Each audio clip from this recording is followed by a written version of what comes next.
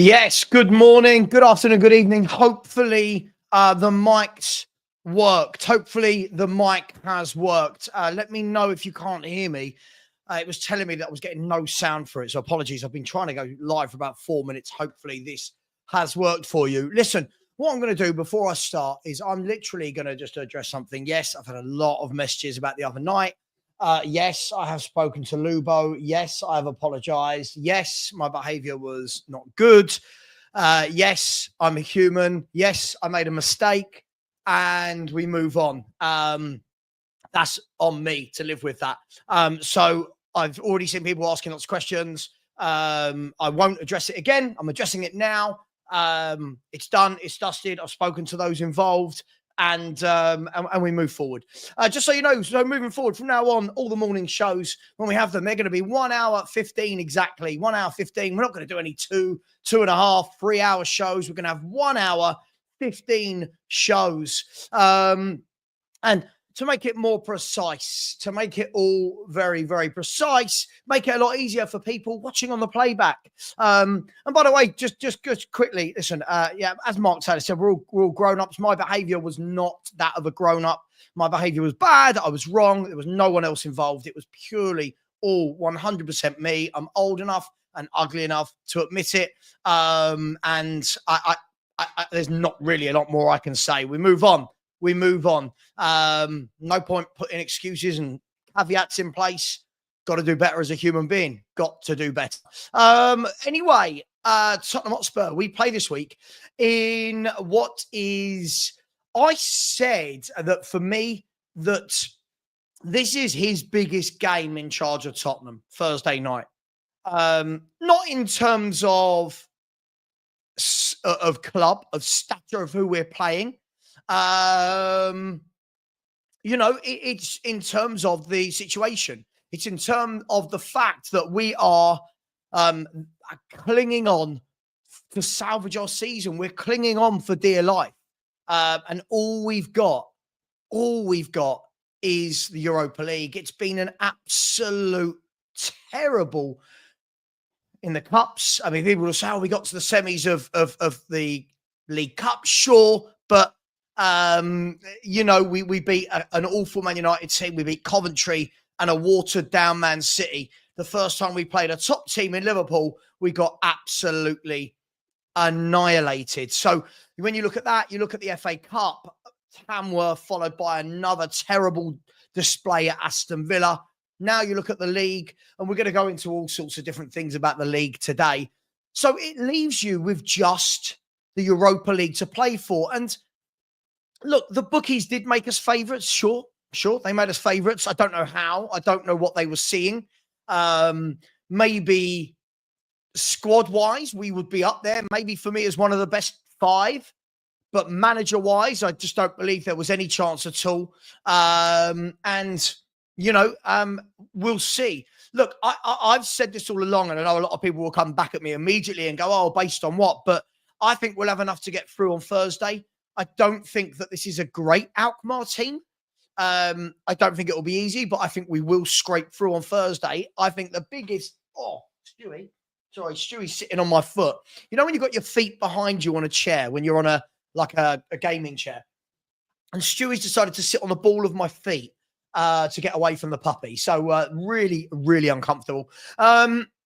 So when we have a look... All right, Andrew, sorry. Andrew, all right. Calm down. Sorry, that's the puppy. So even when you look at the Europa League, I still think we will get through. Only my opinion.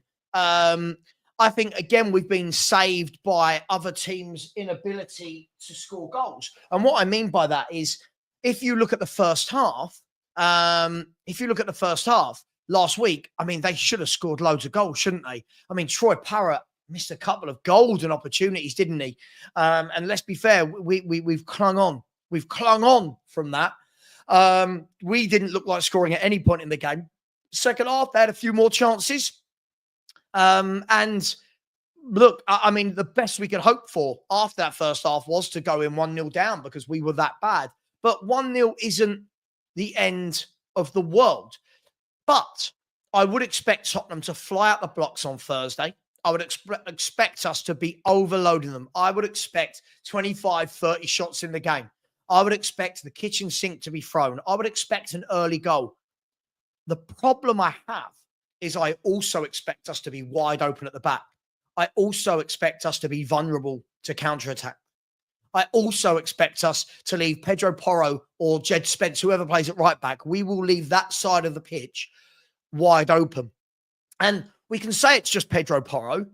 We can, but I think that would be harsh because if you actually look at the first leg against Alkmaar, Jed Spence played. And again, how much time did they have down the left-hand side? Their left, our right back area. How much time did they have? So this is going to be the danger for me. And look, we need to score first. I think if you let them score first and now all of a sudden we need to come from 2 down again, I think the fans will start to turn. The ground, the atmosphere just feels a little bit more horrible, doesn't it? It just feels a little bit more edgy. And more than that, what you do is you give AZ Alkmaar that belief. And listen, they're going to come, their game plan is going to be very much like leg 1, but worse. And what I mean by that, I'm not knocking them. This is going to be their game plan. It's what everyone sets up against Spurs to do. Their game plan is going to be, sure, we know Tottenham are going to have the ball. Sure, we have the ball. But what we'll do is we'll get the likes of Poku, right? We'll get the likes of Parrott, and we're going to hit them on the break. And I fully expect that to be more of the same. However, we do have the players to win this game.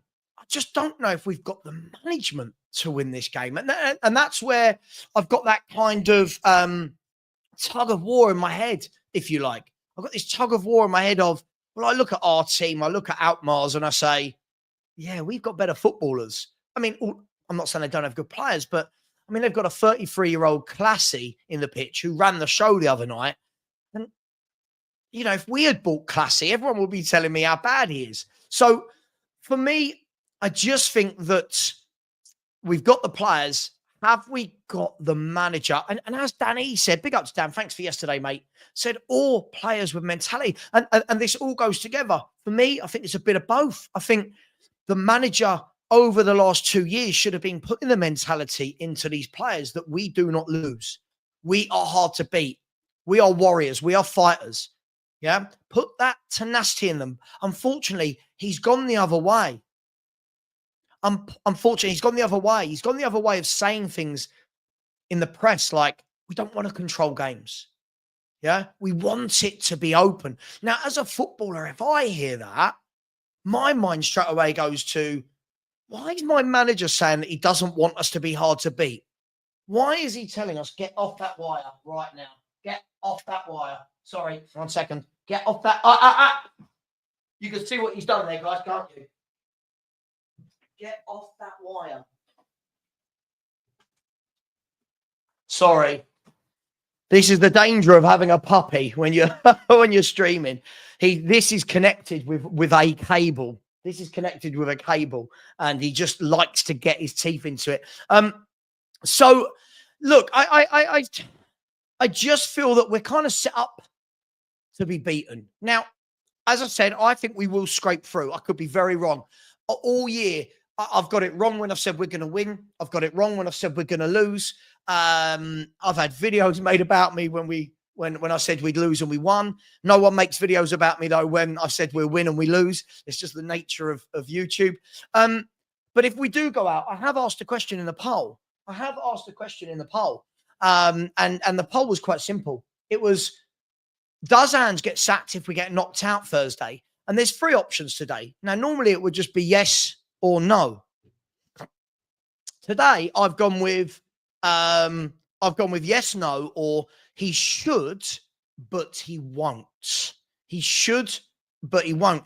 And that is currently winning. That is the overwhelming. Actually, sorry, it's second. It's just changed. So yes is 44%, no is 15%, and he should, but he won't is 41%. And I think what's worrying for me is we kind of know he won't, right? There seems to be this belief that it's different this time. Yeah, we're crap, but it's different crap. Yeah? It's different crap.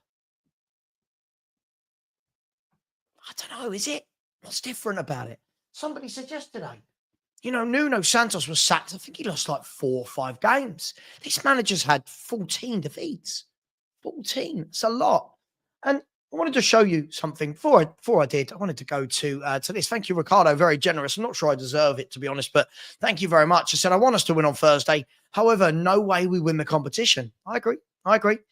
This is the worst Spurs manager since I've been alive. Born in 75. I'm so exhausted and disillusioned watching us this year. And do you know what I find quite funny? Many people who have supported Spurs a long time, many of the people that are kind of like 1990 and previous, all seem to be saying the same thing. This is the worst manager we've seen. This manager is not good. Lots of the younger fans seem to talk about projects and processes and football's changed. Well, fundamentally, it hasn't. Fundamentally, football is still 11 men on each side, a goal at either end, and the team that scores the most goals wins. So it's interesting, isn't it? I don't know whether this is an age thing. I might be wildly, what's the word I'm looking for? Generalizing. No, get off. Sorry. Stanley's having a mad half now. I might be madly overgeneralizing there, but it just feels like a lot of the younger people seem to really, really like him, and a lot of the older people just seem a tad bit bored. They just seem a tad bit bored. Stanley, stop it. Good boy. They seem a tad bit bored, and I don't know. It's interesting. But Ricardo, thank you very much. I said born in 75. So obviously you've seen way over 40, 45 years of Tottenham. And I agree with you. I don't remember it being this bad. I don't remember this number of defeats. I don't remember going into every game thinking, God, we're rubbish. I genuinely don't remember that, but we do at the moment. Stanley, calm down. Hey, stop. So I don't remember it being that bad. Sorry, it's going to have to be like that while I've got the puppy because he just keeps going at the pug, and I have to keep sorting them out. But for me, I just feel like he does enough, doesn't he? Thank you for the super chat. I really appreciate that. He always does enough, doesn't he, to save himself in the job. It's like, I think many people thought the Coventry game was going to do him. Remember at the beginning of the season? And we just rescued it in the nick of time. Then it was going to be, after the Liverpool first leg semi-final, and everyone was like, God, we're rubbish. We haven't won for ages. And he just rescues it in the last 5 minutes, didn't he, with Bergvall. Then it was Tamworth, rescued it in extra time. And it feels like we're stuck in a cycle. And that's why when people go, why do you think we'll win on Thursday? Because that's what he's got a history of doing this season. When it's needed most, he seems to come up with the saving grace. He seems to come up with that goal that just keeps him in. And this, absolutely, Ricardo, he just seems to pull out a result from somewhere. But in general, it's rubbish. So you think he won those 3 Premier League games with cup defeats in the middle of it, by the way. I think everyone made out like we won 3 games in a row. But he won 3 league games in a row. And everyone was going, oh, see, it's changed. It's turning. And then it didn't change. It didn't turn. We then lost to Man City, and not a good Man City either. We lost to Man City. We lost to Alkmaar. We drew with Bournemouth. And let's be brutally honest. I mean, I don't know how we got the draw with Bournemouth. I really, really don't. And thank you for the 3 people that just subscribed. Unfortunately, after what happened the other night, I did lose quite a few subscribers, which is to be expected. And I understand that. But thank you to those that have just subscribed back. I really appreciate that. As we're only about 180 away from We're only about 180 away from 17,000. So 180 away from 17,000. So if you haven't subscribed, please do. He's been a pain in the arse today, this dog, I'm telling you. So look, I just feel like we will do enough. Look, and it wasn't that drawing with Bournemouth is terrible, but it's another game where we've looked like we're a championship team. It's another game where everybody everybody plays through us. It's another game where people see the tactics. Look at where the goal came from and all their chances. It's the same place we talk about every week. It's down that right-hand side of ours. It's that right-hand side. And it's nothing to do with players being fit. It's nothing to do with players being fit. When players are fit, we still play these tactics. And this is what I've been trying to explain to the Ange in fans. It doesn't matter who plays there. We're wide open. The goal we conceded against Bournemouth, the first goal, was again, he's inverted Porro, who's given the ball away, which leaves the whole team out of position. They've gone down the left and scored. That was nothing to do with fitness. That was nothing to do with fitness. The players that were involved in that goal going in, nothing to do with players being fit. That was to do with Porro, who's been fit all season, playing in central midfield, giving the ball away. Troops. Is Troops in the house? Big up my man, Troops. One day he's going to have me on. One day someone like Troops will have me on. Big up, Troops. Love you, dude. Always tune into your show when I get the chance. Hope you are well, my man. Hope you're well. But, you know, this is what I don't get is I've seen since, big up, everyone subscribe to Troops. You haven't already. I'm sure you have. He's got like nearly 1 million subscribers or something.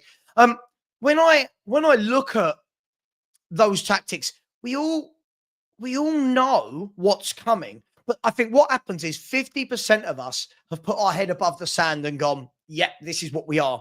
The other 50% have put their head, right, under the sandpit, and it's injuries. Yeah. 2 games a week. Players aren't fit yet. But when you actually look at the game the other day, right, you look at 3 of that back 4, nothing to do with fitness. Romero wasn't even involved in the first goal we conceded. Was he? Romero wasn't involved in the first goal we conceded. That goal was poor tactics, having Porro in the middle of the park, who then sprays a silly ball, gives it away. And now Kirkes had the entire left-hand side of White Hart Lane to run. He picked up the ball in his own third, ran all the way to our third, whips in a great cross. And then at the back post, Jed Spence, who is fit, doesn't switch on. So when we're saying players are coming back fit, that goal had nothing to do with players coming back fit. The second goal had nothing to do with players coming back fit. The disallowed goal, nothing to do with players coming back fit. When they hit the post, when Vicario's tipping shot round the corner all the time, it's too many excuses now. It's too many. And somebody said to me the other day, and this all day. This all day, Phil. Absolutely, my man. See, Kirkes is what our fans make out Udogie to be. A top left back who's good defensively, good offensively, gets in crosses. You know, he wins the ball back well. But it's, you know, our fans have made out Udogie. Oh, what a left back. I don't think he is. I don't think he is a good left back. I don't think he is a good footballer. Listen, I'm not saying he's terrible, but it's another one where we've hyped it up. And for me, would he be better if we actually played as a solid back 4? Maybe he would. I don't know. But unfortunately, the tactics we're seeing don't allow us to make that judgment. The tactics we're seeing are making a lot of these players look a lot worse. And I'll tell you how I know this, right? I'll tell you how I know this, right? Before the season started, everyone was telling me, every player we suggested in the summer, well, he's not better than Udogie. He's not better than Romero. He's not better than Bentancur. He's not better than Porro. Right? He's not better than Kulu. He's not better than Maddison. Solanke's perfect for this system. Johnson's brilliant, scores loads of goals. And what slowly happens over time is when you start losing games, it's, yeah, but Ange hasn't got the players. Well, hang on. In the summer, everyone was telling me that these players were good. Everyone was telling me that these youngsters that were coming through were generational. Everyone was telling me that we had depth now. You know, so I think we've got to be really consistent here. And you know what? I think somebody actually messaged me the other day. They emailed me, if you bite through that, we're going to fight. Somebody actually emailed me the other day. Look at him. If I put him there, look, he wants it so badly. If I got an email the other day that said, Savva, I used to think you were negative. Just thought I'd come on and say that you've been right about Ange. I've finally seen enough. And I was a staunch Ange in fan. And do you know what? I don't care that they think I was right. I don't care that what I said was right. What I liked about that was humility. That these people, some of them have gone, yeah, actually, I've seen enough now. There are some, though, that will die on that hill. They will die on that hill for this manager, right? They will die on the hill for this manager. And that's fine. But when you do, you've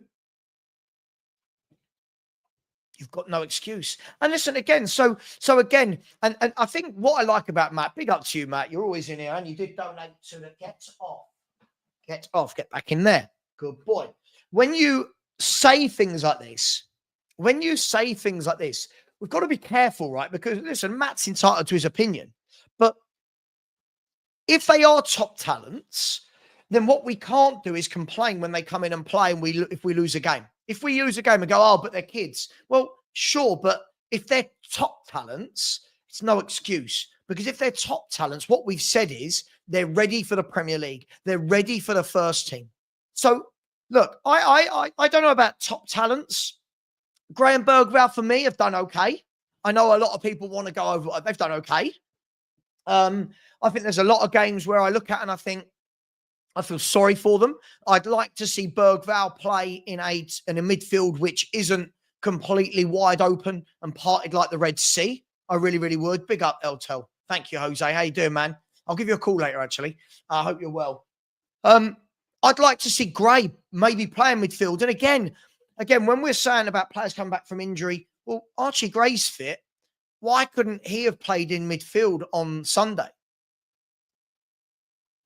Why could he have not have played in central midfield? If we're saying, oh, the league doesn't matter now, we can't do anything with the league. Sure, cool. Then let's put Archie Gray in midfield. Let's see him then. Get off that wire. Oh, my gosh. Let's see him in midfield. You know, we can't sit there and say they're all brilliant, they're this, they're that, but yet the manager who you defend doesn't want them there. And that's what I find quite interesting, is when I speak to Ange in fans, and there is a very clear divide now in the fan base of Ange in and Ange out.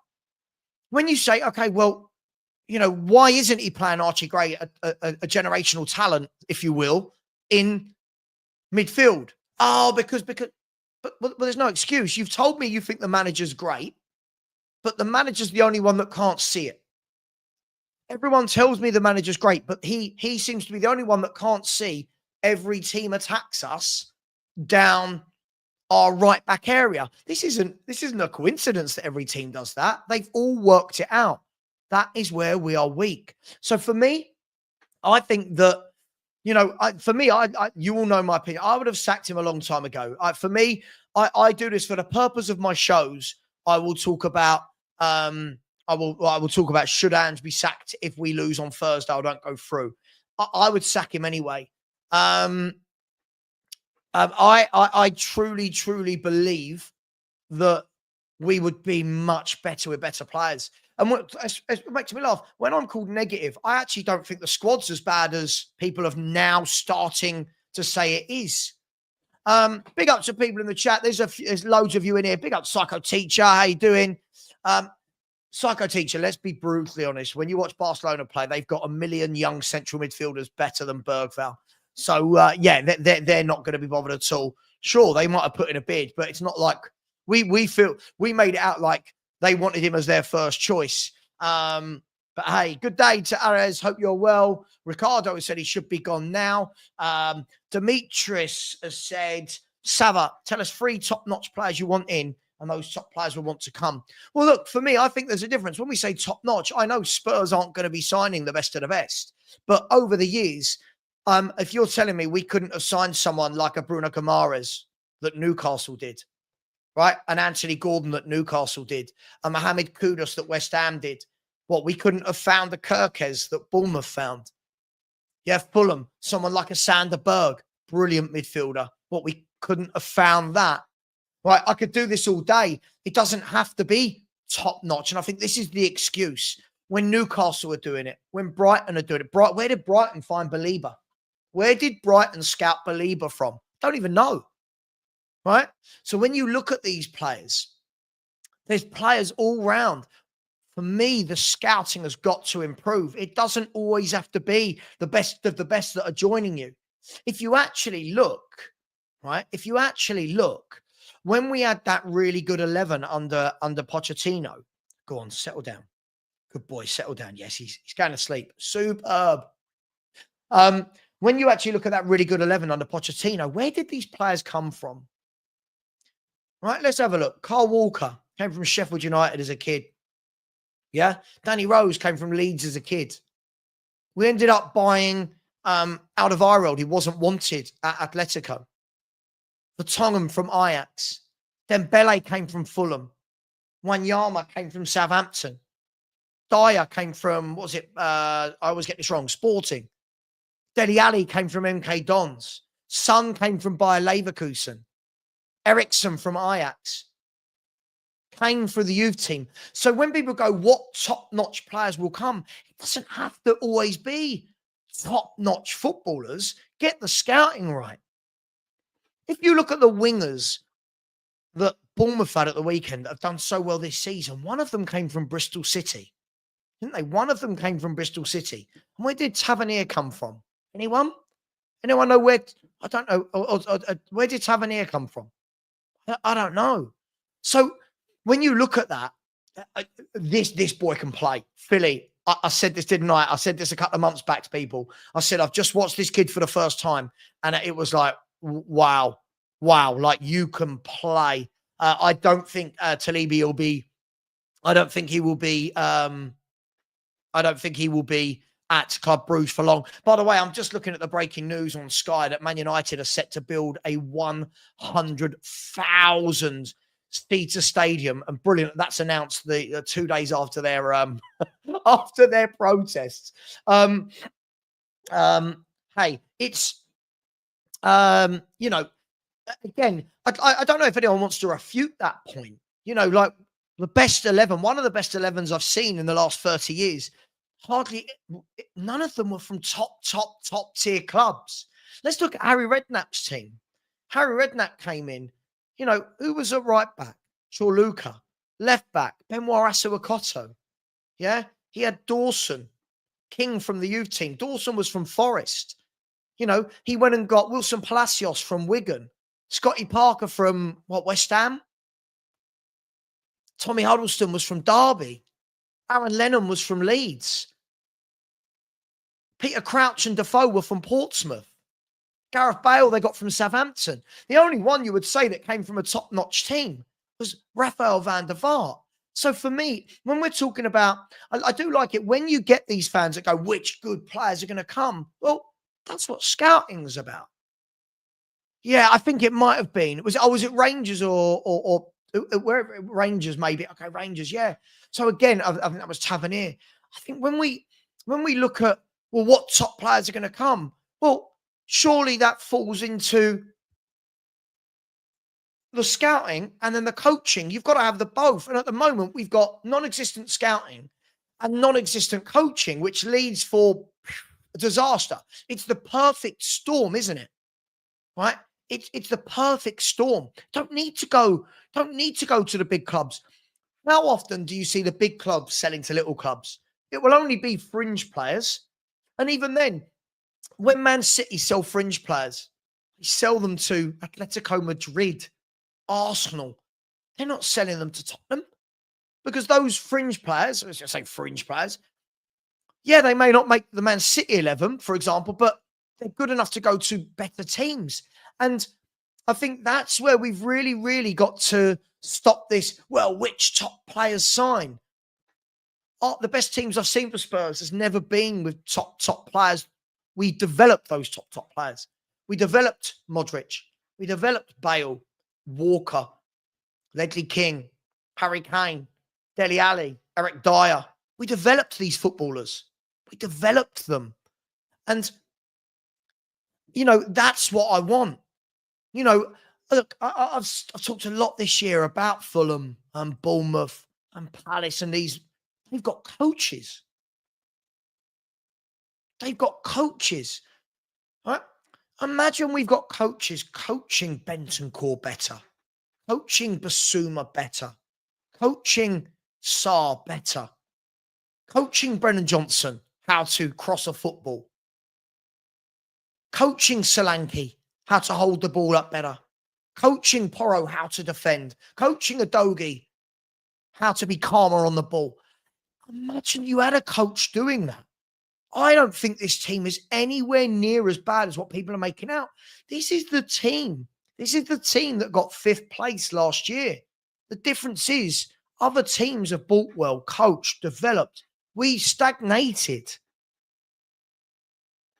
So I think there's, listen, by the way, I think there's a lot of blame. The blame pie. The blame pie at Tottenham goes around, unfortunately. And by the way, this Man United stadium, wow, here we go, is going to create 92,000 new jobs in the area and will take 5 years to build. Wow. Let's see what that does for them. Look, it's and I've always said this, right? I've always said this. I don't expect Tottenham Hotspur to be winning league titles, right? Be lovely to. I don't expect us to win a league title.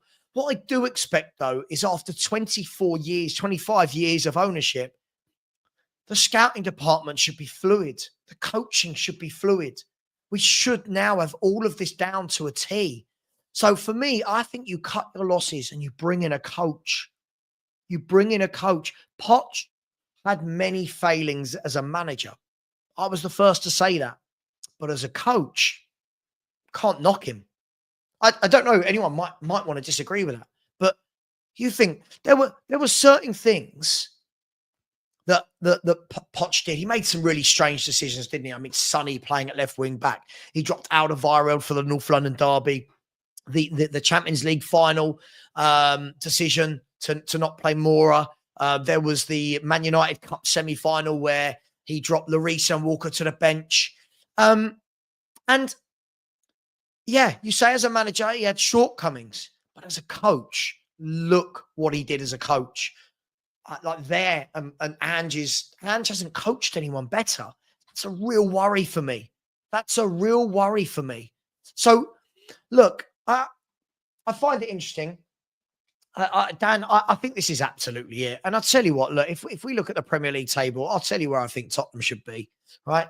And it's exactly where I said we'd be in the summer, right? It's exactly where I said we'd be in the summer, okay? So I think right now, Tottenham Hotspur should be where Newcastle and Brighton are. That's where I think we should be. I think we should be 13, 14 points better off, and we should be where Brighton and Newcastle are in prime position to attack that top 4 or 5 for a Champions League place. That's where I think our squad is. I'll tell you why, I'm not lying, because at the beginning of the season, that's exactly what I predicted. It's exactly what I predicted. I said it. I said I think Tottenham will be about 7th. And when I did my show on this, I actually said we could go 2 places either side. But never in my wildest dreams did I think we'd be down in 13th. Where are we now? We 13th or 14th? 13th. So for me, I do think the squad is much better than what we're seeing. Is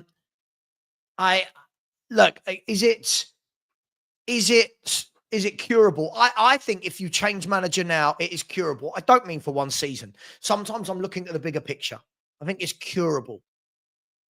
But I think if you leave this guy in longer, it's going to rot from the inside out because it's getting worse and worse and worse. And I'll show you in a minute. Dimitri said, and when we develop them, we sell them for profit because the club don't want to pay wages. I'll tell you what, give me an example of that happening with the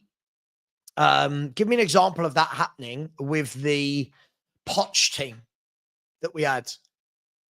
I don't think this is true. I think we say this. I don't think the evidence is there to support this.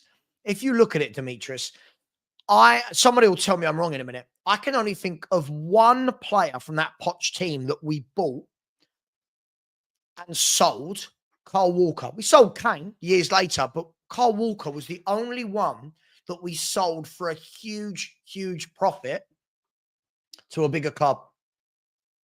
What happened? Out of Iron and Vertonghen. Coached them better. Didn't sell them, did we? Danny Rose. Moussa Dembele, where did he go? China. Ericsson, left for 11 million. Dele Alli, look what happened there. Wanyama, where did he go? Son, still at the club. So when we say things like this, I think we've got to look at the evidence as well. I think it's really important that we look at the evidence as well. We can't just say things when there's no evidence to back it up. Brett has said we have a manager that doesn't manage and an owner that don't buy and the worst scouting in the league. Yeah, look, as I said, there's a lot of the blame pie to go around. But for me, I don't think there's any excuse for sitting 13th in the Premier League table. And do you know the worrying thing about it is we're 8 points off the top half. We are 4 points behind 12th place. So we're a minimum of 2 Premier League games below Brentford. That's assuming we win both of ours and they lose both of theirs. That can't be right. That simply can't be right as a Tottenham Hotspur club. Yeah, Michael, you're sorry. Oh no, sorry, wrong one. Yeah, Michael, yes. Oh, what's going on? Sorry, I don't know what's going on here, Mike. It's not. What's going on here? What is going on? Sorry, can you still hear me? Can you still hear me? See me? It's frozen at my end. The screen is not my screen, the comments. Unfortunately, at the moment, I can't read out comments. Perchy's telling me that Tavernier was Middlesbrough. Tavernier was Middlesbrough. Sorry, I don't know what's that. Hopefully, is that? Let's see if this is working now.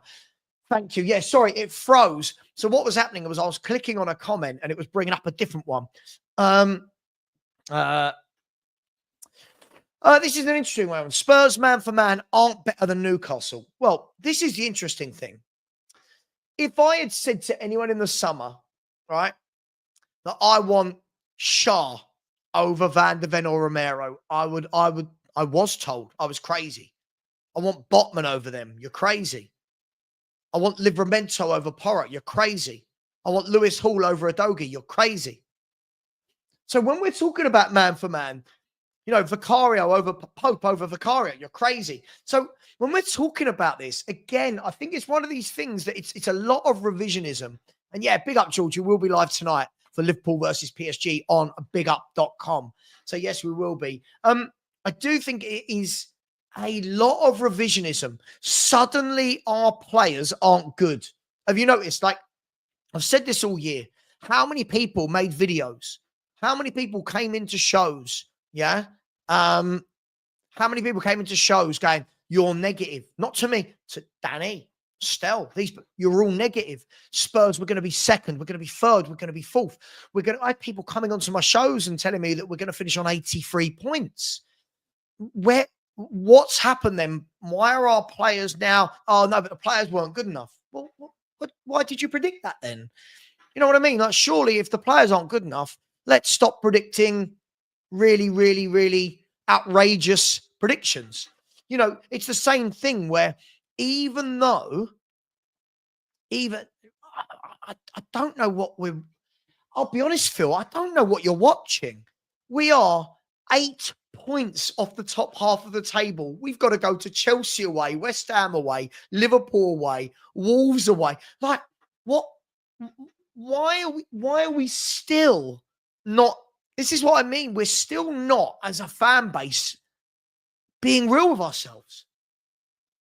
We're not being real with ourselves. Even people like Phil, like we're not being honest. Look, again, I'll show you the Premier League table, and we've got fans saying, top half, look at the top half of the table. We're 8 points behind Fulham.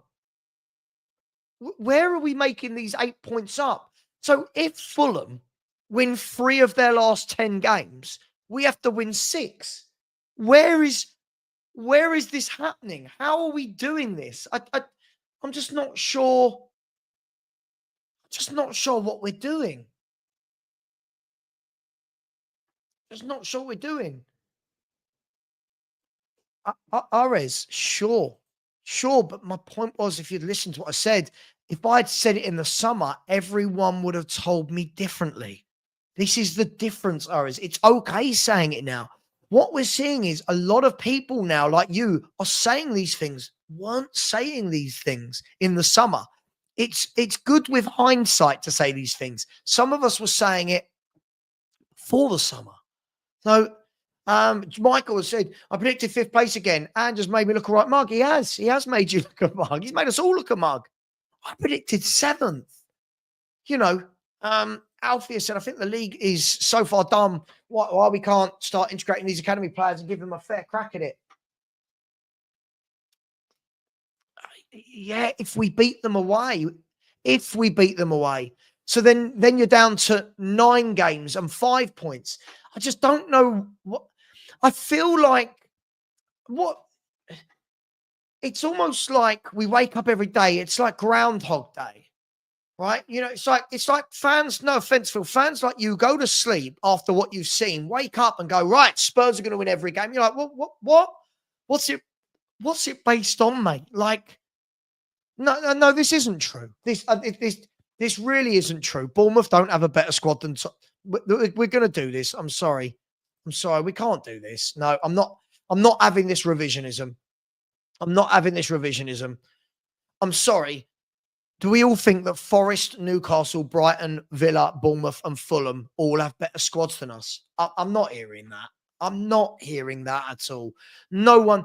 I'll ask this question to people like Matt and people like Phil that keep saying these silly things. Were you all saying that these clubs had a better squad than us in the summer? I just don't understand it. I don't understand what I don't understand the fan base. And this is why when I say we've got what we deserve, people think I'm being horrible, but we have because we're in denial. We're in such big denial that we can't even be honest as a fan base. We can't even look at what's going on and go, yeah, this is the truth. What we actually do is we look at this and we go, still think top half. Like, all right, we scraped 10th. So Fulham, let's say Fulham fall off a cliff and Spurs are brilliant for the last 10 games. Right, so we finished 10th. So what? What are we? I just don't understand. Andrew said I predict 3, maybe 4 more wins. Look, at the moment, I'll be honest, I don't see the wins coming. And even if we get 1, I don't see 3 or 4 in a row. And we've got some tough games. Let's have a look. I'll tell you what, let's have a look at should we bring that up, shall we? So Tottenham, helpful as well. Tottenham fixtures. Here we go. So let's have a look at Tottenham's fixtures coming up. Come on, what's going on here? What is going on with my Tottenham's men's fixtures? Here we go. No, next match. Yeah, I just want the fixtures. Right, next match. Okay, so let's have a look, shall we? Let me bring this up on screen. So, right, we're going to catch up Fulham 8 points. So let's be fair. It's going to be 9 points, right, to overtake them. Going to need 3 wins. Whatever they do, we need 3 more wins than them with 10 games left to go. So let's have a look here, right? We're only going to look at league games, by the way. So we've got Fulham away. Won't be easy, right? Followed by Chelsea away, right? Then I think we batter Southampton. Then Wolves away. That won't be easy. So 3 of the next 4 are away, right? Then Forest at home. It won't be easy. They're going to sit in and counter us. Then Liverpool away.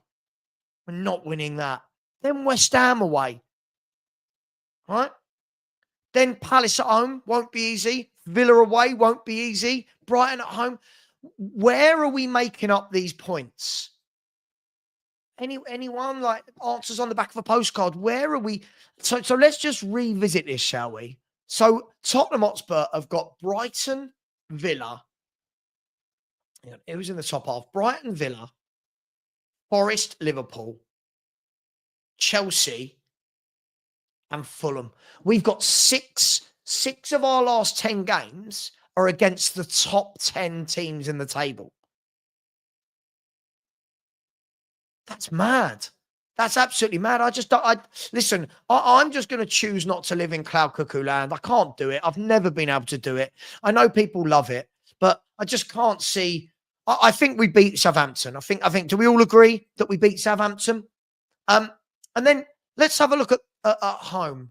Let's have a look at this, guys, because if anyone wants to know why this manager shouldn't be here, I mean, look at that. That's our last 10 home games. I'm going to ask a question. I don't know the answer to this. Can anyone tell me the last time Spurs only won 1 of 10 Premier League home games? Right, if you look at that, look, so in that time we conceded 2, 3, 7, 13, 15, 17, 19, 20, 22 goals. We've conceded 22 goals in that time. Lost 6, drew 3. And let's be honest, the 3 we drew, we shouldn't have won. We shouldn't have drawn. Fulham and Bournemouth definitely should have beat us. Wolves, maybe not. The only win is against an awful Man United team. So I just don't know where this Adam, you've been put in a timeout. Not funny, mate. If anyone just says silly things, and then they will be put in a timeout, unfortunately. I just don't know where people are seeing this. I don't know where people are seeing this come from. And what I don't get is it's the same people all season that say the same things. It's always, no offense, it's always Phil that comes out with these things all season. I think we can do this. And then it never happens. And then I think we can do this. Yeah, but it's not happening. Yeah, but we can still do this. It's like, stop. Why? Do you know what? Evidence. When new evidence comes to light, surely as adults, we take that on board and say, I'm now going to apply this to my thinking. But we don't. We don't, do we? We take the evidence, we take the horrible displays, we take the crap manager and we go, I still think we can do this. I'm just so I'm just shocked that people do this. I'm just shocked. But hey, it is what it is. Another thing that's happened this season. I never predict Spurs to win something in a season, money mates. I never do because we've got what we've got. You know, there's been times where we should have, but we don't. Hang on. Here we go. So Perchie's just said, I will give you and your chat the debate on Tottenham and coaching versus players. We get told how amazing our players are, yet cannot seem to work in this tactical system. 1 minute we get told that amazing players we have, then we get told they're not good enough when we lose games we shouldn't. Spurs should be this season in the 3rd to 9th mix. We're in the 13th to 16th mix. I don't think we have title winners, but we have a European qualifying side. And for me, that is on the poor coaching. No one would have Forest, Brighton and Fulham squads. Can't disagree with him. Can't disagree with him at all. Yeah. I can't disagree with him. And this is the thing. He's bang on there, isn't he? That's what he's bang on about is when we lose a game, players are all crap. When we win a game, there you go, Savva, you're in the mud. Look how good Kulu is, Johnson is, Romero is this. It's like, well, hang on, which one is it? Because the week before, we said they were shit. It's just a bit mad. It's just a bit mad. This isn't true. This isn't true. I'm going to stop bringing up these comments. It's got so silly now, hasn't it? You know, this isn't a dreadful squad. I'll ask, be honest with me, people in the chat, who predicted this squad to finish outside the top 7? Who predicted this awful squad to finish outside the top 7? Look what Palace are doing with their squad, yep. Yep, in 2025, they've collected the 2nd most points. No one's going to tell me they want Palace's squad over ours. No one. I think this is what I've realised on YouTube more than anything. It's revisionism. And unfortunately, what we do get is we get Reezy, we get Matt. These people, unfortunately, rather than saying, you know, hands up, we've been very wrong. And there's nothing wrong with being wrong. Hold your hands up. Look at me the weekend. I was wrong. Hold my hands up. Big boy. Shouldn't have done it. wrong. But these people, what they've got is they're so entrenched, right? They're so entrenched in that hill that they're dying on for this manager that they can't bring themselves to say, yeah, it's not worked. So look, even my man, Leo, yeah, you lost patience. Leo, big up. Now, Leo and I have got very different views on this manager. I think it's safe to say, Leo. But and you are a lot more positive than me, yes. And you've lost patience. And this is what happens. See, I think those people that won't admit that, Marlow Hotspur, it's almost as though they're afraid to say, yeah, this isn't good. Yeah, but Matt, this is the same squad that finished fifth last year. So no, the new evidence hasn't presented itself. This is the same squad that finished fifth last year with a £60 million striker being brought in and all these top talented kids that you said. So this is why everyone said it was stronger. So no, new evidence. These players, this isn't new evidence.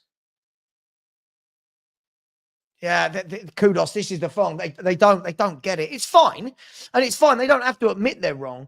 But I just think when they're hell bent every show on backing a manager that has proved them. Their manager. He's not my manager. Their manager has made them look very silly. I love it. They're defending him. He does nothing to reward that faith. That's the thing. Snipes says, Savva, I've been a positive habit clapper, dying on the Ange Hill, but I've now converted and I'm Ange out. Look, listen, Snipes, you know what? Fair play. Anybody that takes new information on board and then runs with it, fine. That's what life's about. But, we had this whole thing earlier in the season where, at the beginning of the season, I was told, watch what he does second season. And then we started the season terribly. Then that continued with injuries. Players are back, but the tactics don't change. And do you know what? I've seen the best person I saw put this together. Yeah. The best person I've seen put this together was Iggy. And big up to Iggy and the boys at Tottenham Way. And thank you for this yesterday. Thank you very much, Stel and Danny, for yesterday. Thank you both. You know what I mean. Much love, guys. I'll forever be in debt to both of you for yesterday. The Iggy, the thing that Iggy was saying last night, and we have only got 15 minutes of the show left to go, guys. But please do check out my video a bit later on FHTV Plus. What Iggy said was this. He said Iggy's very level-headed as a man, isn't he? He's very level-headed. He's not emotional, probably like me and Stel, but we're a bit more emotional with it. But Iggy's very level-headed, and he said the turning point for him was actually after the best win of the season, which was the 4-0 Man City win. And the reason he gives is I'm 100% behind. That game, for whatever reason, we had to sit in because we knew Man City would have the ball. We counter-attacked and we looked very strong at the back. We didn't invert anyone and we looked devastating on the counter. Iggy said, surely you take bits of that and say, I want to implement bits of what I've just seen there into my tactics and blend it together. And he didn't. The moment after that game, straight back to how we normally play under Ange, and we looked dreadful. And I when I watched Iggy saying this last night, I thought to myself, yeah, you're bang on, Iggy. You're bang on, because he didn't learn from that. And if he had learned from that, idiots like me can turn around and shut up. Idiots like me can turn around and go, yeah, he's learned, he's adapted, he's changed. But he didn't. He absolutely didn't, did he? He didn't adapt. He didn't change. And that's the thing for me, is when new evidence came to light for Ange, did he adapt? He had a brilliant, at that moment, he had such a good opportunity. You've just battered the champions 4-0. Adapt, amend, go on a run. And he didn't. What happened the week after? And unfortunately, this is the problem. You look at the weekend. How many times do we have to see Porro wildly out of position in midfield, giving the ball away? How many times do we need to see that before the manager says, yeah, this doesn't work? He doesn't change it. How many times? Yeah, listen, Dan, absolutely. And I've always said anyone's welcome to come on, but they never do. And look, each to their own, right? Each to their own. People can have their own opinion, but I think we're at the stage now where people talk about um, by the way, yeah, Nick, you're right. 147 likes, 350 people in here. Please do smash that like button. And thank you to whoever's subscribed. Oh, hang on. Oh, we got a few subscribers back and they've all gone again. So never mind. We've gone back to where we started the show. If anyone would be so kind and hasn't subscribed, please do. It really would mean the world to me. Yes, I was a dickhead over the weekend. I was an absolute prick. I own it on my shoulders and I lost about 30 subscribers because of it. So fair enough. But if any of you would be so kind, that really, really would mean the world to me. I just started to go in the right direction. So here is the link. I'm just putting it in the chat. If anyone hasn't subscribed, please do. That's where we're at the moment, people. There we go, 16,821. If we can get that up to 16,825, that would be absolutely amazing. Thank you very much. Big up, yeah, absolutely, Nick. Brett, I see Brett's another one that has found the evidence and moved the cross. Said, I wanted to believe in Ange and his words, but he just can't play one way every week. Same thing every week, not good enough. And I think that's all it is.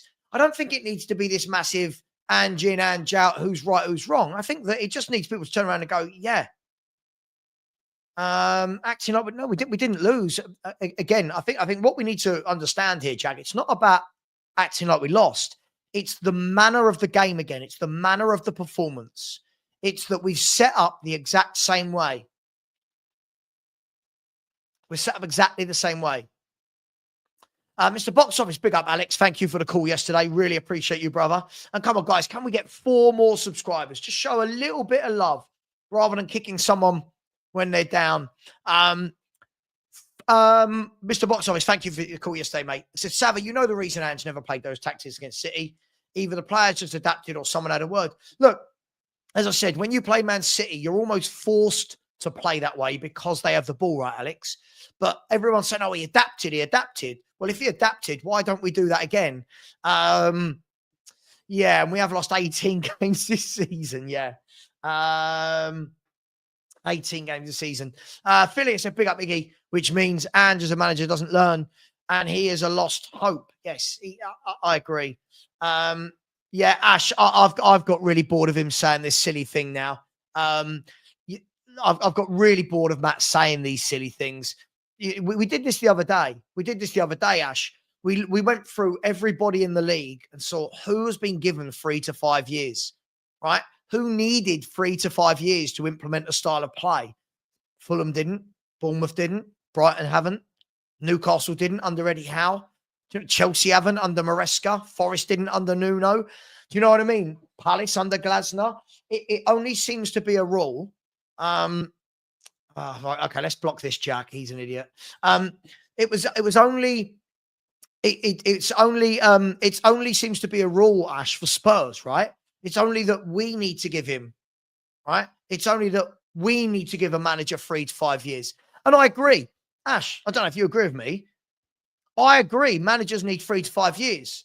But if they get 3 to 5 years, it's because they've earned it. It's because they've done that. It's because you've gone, wow, look at what this guy's done with what he's got. Yeah, this is the guy. Right? But instead, what we've got is a manager that's lost 18 games all season. Now, here's another one. Look at this.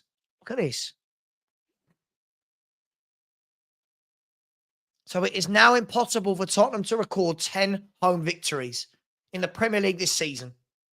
This will mark the first time since the 2010-11 campaign that Spurs have failed to win at least 10 league matches at home. Now, by the way, we're only on 5, and I don't know if we're going to get another 2 or 3. We're on 5.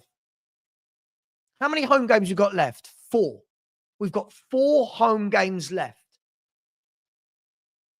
But this is appalling. And by the way, here's a little bit of trivia for you lot in the chat. Yeah. Only in that season, the 2010-2011 season, where Spurs won 9 games at home. We didn't win 10, won 9. Does anyone know what the actual home record was that year? Does anyone know what it was? 19 home games. Anyone know what it was? that year. Bearing in mind, this year we've won 5 and lost 7. Right? Just bear that in mind. We've won 5 and lost 7 at the moment. Right? Does anyone know what that year was? But Matt, again, I'm going to explain this to you. Right? And I don't understand. Please come on one day, because I do feel like you're being really childish now. Right? In the last 20 years, Poch and Redknapp earned that 3 to 5 years. They came in and made a difference. They came in and coached people better. They came and made us really, really hard to beat. They came in and made us very good to watch. Teams did not want to play Tottenham. Teams did not want to come to White Hart Lane under Redknapp and Poch. They didn't want to play us. Under Ange, everyone wants to play us. I don't understand why this is so difficult for people to work out. Ange-Postecoglou's system depends on every player playing his way and being injury-free. What other managers get this luxury? No, you're completely right. Guys and girls, come on. Not one subscriber today. Come on, guys and girls. Surely we can have a little bit more love than that, can't we? Not one subscriber throughout this show. Yeah, Poch was unbeaten at 1 year, but I'm asking about the 2010-2011 season. Everyone know what it was. 19 home games. That was the last time, by the way. That Tottenham didn't win 10 home games. But do you know what it was? It was 9 wins, 9 draws, and 1 defeat at home. So even though we're basing it on, well, we haven't done this since 2010, 2011, in that season, we lost 1 game at home all season. This year, we've already lost 7. Matt, I can't keep saying it. The next manager, I agree, would need 3 years minimum if they start showing. You've got to demonstrate. No one walks into a job, can be this bad for this many years, and then say, yeah, but he needs a 3rd year.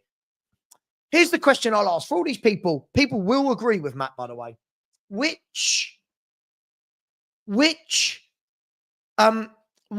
people out there think that this magical 3rd year we need to give Ange? Can anyone tell me what changes next year? What changes next year? Because last year I heard, but in year 2 he does this, and none of it's happened. Now I'm hearing from people like Matt and Reezy, but he needs a 3rd year. Why? What will happen between now and next year? Is he suddenly going to wake up? Is he suddenly going to wake up and realize his tactics don't work? Is he suddenly going to wake up and realize we need a number 6? Is he suddenly going to wake up and realize that he's left Pedro Porro wildly exposed? I don't know if he is going to. And this is why when we're talking about this 3 to 5 years, again, I'll show everyone this. There's the Premier League table, right? Arne Slot. Don't need to say how long he's been there. Right? Arteta's been there 3 to 5 years. He's the one. Nottingham Forest. Nuno's been there the same amount of time as Ange. Chelsea, he joined in the summer. Newcastle United, they didn't need 3 to 5 years under Eddie Howe. He saved them in season 1, got them Champions League in season 2. Brighton. Herzl joined this summer. Aston Villa, he's not been there 3 to 5 years yet. I think he's just coming up to 3 years. He's not been there 3 to 5 years. And he's done that. Bournemouth joined at the same time as Ange. Fulham, Palace. This 3 to 5 years, notion that we keep talking about, it's not right. Like who does this? And really massive big up to Olmo. Thank you so much. Said you haven't won a trophy since 08. Makes you entitled. No, it makes us angry at the way the club's being run. Not entitled, Omo. But again, this comes down to, I'd love to know how old you are, because this comes down to fans like me before. We never went 17, 18 years without a trophy. We didn't. We won trophy. We maybe won one every 10 years. Sorry, 2 every 10 years. FA Cups, League Cups, Europa League. We won trophies. So it's not about being entitled, my friend. A big up, Philip. That is absolutely ridiculously generous. I said, missed your charity stream at the weekend. Hope I'm not too late. Well, that is very, very generous. And with that donation, that now just puts us just under 4K. Just under. We're at about 3.2 1.9K now. So, Philip, that is absolutely amazing. I'm a bit humbled by that. I don't really feel that I deserve that, but the charity does. But thank you so much, Philip. That is, I'm going to come back to this later as well and praise it again later. I just feel like it needs more love. But thank you. Thank you very much. I really, really appreciate that. That is mad. Thank you. Thank you. I really appreciate that, Phil. Thank you. I just feel like that should be up on the screen again. Hang on. I really do. Like, that's amazing. Truly, truly humbled. Thank you very much. And thank you. 2 people have just subscribed as well. So I really appreciate that. Thank you very much, Philip Randall. What a legend. Did I see a little post there from my mate Lee? There you go. Lee, big up to you. I said last night, Savva, this squad is what's going to be the Spurs squad for the next year. We already know the levels under Ange. No Europe, etc. means Levy will have a reason not to spend. Do you know what, though, Lee? I truly believe that if this was the squad next year with no Europe and a proper coach, I think it would do really well. I truly do, Lee. I think if Iriola had this squad, if Glasner had this squad and they were playing once a week next year, I think this could be a top 4 squad. I genuinely think that we're so much better than what we're seeing. Spurs Kings TV, big up. I'm guessing this is Marlon, maybe Ash. So whether Ange or not, Levy will not employ anybody we want and will be a risk. Guarantee it. Listen, but it's a risk I'm willing to take at this moment, mate. That's what, I'm willing to take that risk. I completely agree with you. I think this is the problem with the likes of Matt and Reezy, is they're normalizing all of these defeats. They're normalizing this, and we've never seen this. I know that Matt's only a kid. I get it. So I'm going to hold it again. I'm not going to hold it against him. But unfortunately, Matt, clubs don't have a fully fit squad all season. You can't do that. Fans can sit here and go, well, if everyone's fit, sure. In an ideal world, if everyone's fit, that's like me saying to my wife, in an ideal world, right, this is what we're going to spend our money on all year. Yeah. Let's just assume the boiler won't break. The dishwasher won't break. We won't need a new toaster. The car won't need to have the engine replaced or the tires replaced. The house, there'll be no leaks. The electrics won't break. You can't live life like that. It's called contingency. I know. So me and my wife, for example, so that's really, really poor grammar. My wife and I, for example, what we do is we've got a little pot of money put away for, oh God, the boiler's gone. Oh, okay, get it in. Thank God we do, because these things happen in life. You don't go, oh, it's broken. Of course it's broken. Things break. Yeah. Same with injuries. Of course you get injuries. Brighton Hove Albion have had loads of injuries, right? Loads and loads of injuries. Is Nottingham Forest's a top 4 squad? Anyway, guys and girls, I am going to leave it there. Listen, we'll be back. Are we back tomorrow? Don't know if I'm back tomorrow. Tonight, please. Hang on. Let's get rid of. I've got to get rid of this guy. Sorry, bear with me 1 second. He's another troll that's turned up. We'll be back tonight. Really good game. Liverpool v PSG. We're going to be live on Big Up, so please get over there and support on that. They're always a bit more chilled out. But listen, thank you very much. Please check my video. My video today is with Pete from Loaded Mag NUFC, talking about Newcastle United season so far. He talks about doing it a Big Up. Yeah, Mark's going to be on Big Up tonight. Yeah, going to be on Big Up.